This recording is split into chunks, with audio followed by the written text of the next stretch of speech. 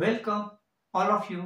आज आपण अभ्यासणार आहोत चेंज व्हॉइस मधील एक महत्त्वाचा घटक इम्पेरेटिव्ह सेंटेन्स. आज्ञार्थी वाक्याचे चेंज व्हॉइस कशा प्रकारे केले जाते. तर सुरुवातीला आज्ञार्थी वाक्याची रचना समजणे महत्त्वाचे आहे. आज्ञार्थी वाक्यामध्ये वाक्याची सुरुवात ही क्रियापदाच्या मूळ रूपाने होते किंवा क्रियापदाच्या पहिल्या रूपाने होते आणि वाक्याच्या शेवटी पूर्णविराम येतो. आणि जर अशा प्रकारचे वाक्य असेल आणि त्या वाक्यामध्ये ऑब्जेक्ट असेल तर त्या वाक्याचे चेंज व्हॉइस हे एका सूत्राने केले जाते. ते आता आपण अभ्यासणार आहोत. तर त्याचे सूत्र असं आहे की वाक्याची सुरुवात ही नेहमी लेट या शब्दाने करावी. लेट या शब्दाने वाक्याची सुरुवात करावी. त्यानंतर त्या वाक्यातील ऑब्जेक्ट घ्यावा, म्हणजे त्या वाक्यात असणारे कर्म जे असेल ते कर्म या ठिकाणी घेतले पाहिजे.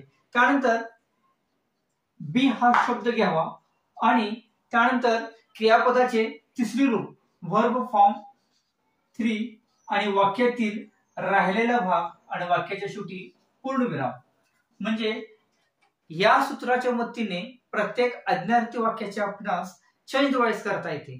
तर सुरुवातीला आपण काय घेतलेलं आहे, लेट, ऑब्जेक्ट म्हणजे ते दिलेल्या आज्ञार्थी वाक्याचे कर्म शोधले पाहिजे. त्यानंतर बी हा शब्द घेतला पाहिजे आणि क्रियापदाचे तिसरे रूप, राहिलेला भाग आणि फुल स्टॉप.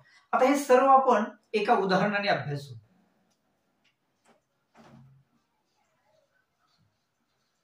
टेक अ कॅप, टोपी घे.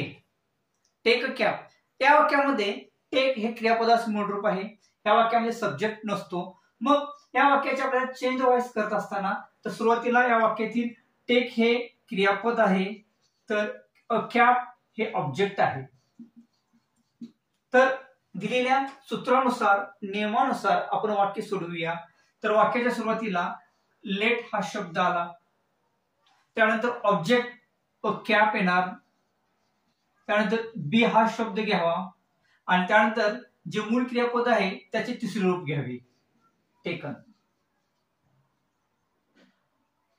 तर याप्रमाणे प्रत्येक वाक्य सोडले पाहिजे. चला आपण अजून एक उदाहरण अभ्यासू.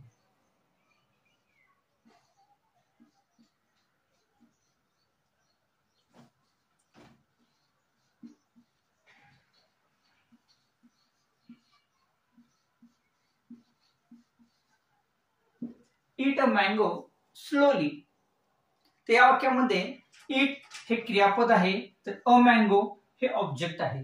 तर या सूत्राच्या मदतीने आपण उत्तर याचे असे या प्रकारे लिहिणार, लेट, त्यानंतर ऑब्जेक्ट, लेट अ मँगो, त्यानंतर बी हा शब्द या सूत्राच्या नियमाच्या पलीकडे जाता कामा नये. हे जे सूत्र आहे त्यानुसार वाक्य सोडवावे. लेट अ मँगो बी, ईटचे तिसरे रूप इटन, एक्स्ट्रा वर्ड्स,